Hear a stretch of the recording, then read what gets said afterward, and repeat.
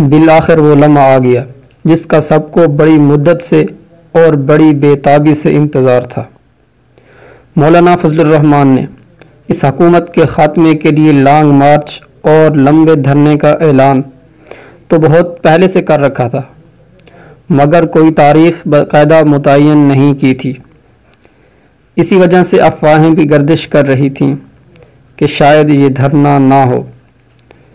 اس بات کے تو بہت سے لوگ قائل تھے کہ دیے گئے وقت یعنی اکتوبر میں دھرنا ہونا مشکل ہے، وقت ضرور کچھ نہ کچھ آگے کیا جائے گا۔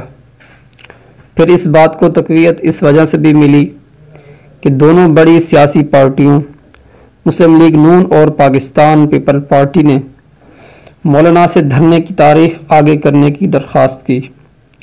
مسلم لیگ نون کا تو باقاعدہ وفد احسن اقبال کی قیادت میں اس بات کو منوانے آیا۔ دھرنا مؤخر کرنے کے مطالبات کے پیچھے اصل وجوہات تو نہ جانے کیا تھی، مگر کچھ لوگ کہتے ہیں کہ انہیں ڈینگی وبا کا خوف ہے، جبکہ شہباز شریف نے تو یہ بہانہ کیا ہے کہ طبیعت ناساز ہے۔ مگر مولانا اور ان کی مجلس عاملہ نے تمام افواہ کو جھٹلاتے ہوئے، تمام خدشات کو غلط ثابت کرتے ہوئے اور تمام مطالبات سے اعراض کرتے ہوئے اکتوبر ہی میں دھرنے کی تاریخ کا اعلان کر دیا ہے۔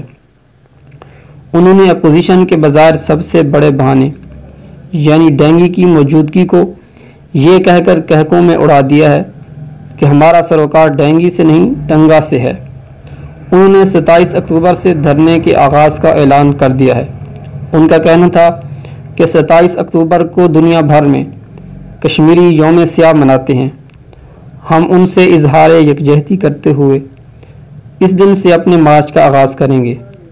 ملک بھر سے قافلے اسی دن اسلام آباد کی طرف روانہ ہوں گے۔ انہوں نے بعض حکومتی عہدیداروں کے ان بیانات کا جواب بھی دیا ہے جن میں کہا گیا ہے کہ ہم مولانا کو راستہ نہیں دیں گے، یا یہ کہا گیا ہے کہ ہم خیبر پختونخوا سے انہیں نہیں گزرنے دیں گے۔ مولانا کا کہنا تھا کہ اگر مارچ میں رکاوٹ ڈالی گئی تو سکیم نمبر 2 بھی تیار کر لی گئی ہے، اور اگر اس میں بھی رکاوٹ ڈالی گئی تو سکیم نمبر 3 بھی تیار ہے۔ دھرنا کتنا طویل ہوگا اس بات کی وضاحت کرتے ہوئے مولانا کا کہنا تھا کہ ہمارا جلد اٹھنے کا کوئی ارادہ نہیں۔